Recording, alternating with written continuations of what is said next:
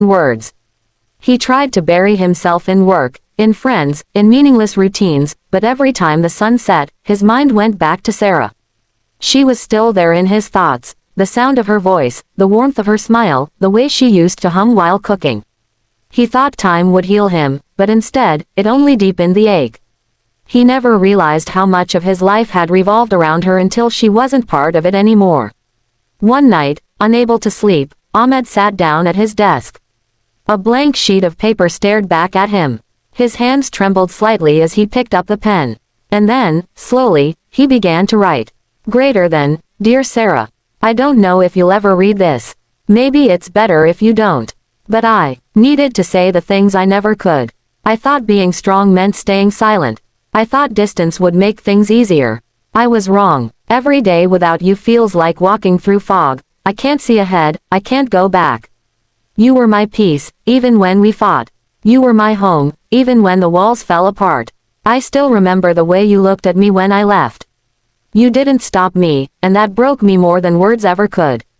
Because I realized then, you were done fighting for something I had already given up on. I hope you're okay. I hope you found the laughter again. I just wish I had loved you better.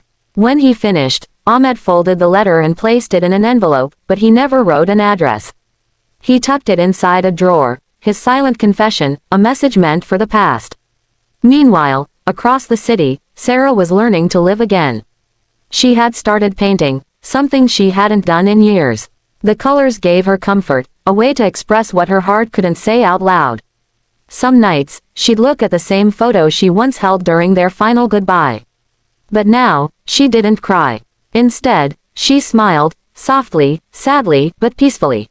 Her pain had taught her strength. She had learned that love, even when it ends, leaves behind lessons that shape the soul.